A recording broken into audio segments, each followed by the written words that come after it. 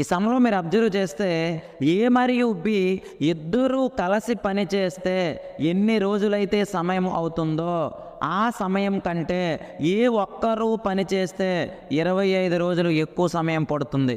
అట్లానే బి ఒక్కరూ పని చేస్తే ఏ మరియు బి కంటే 49 డేస్ ఎక్కువ సమయం పడుతుంది.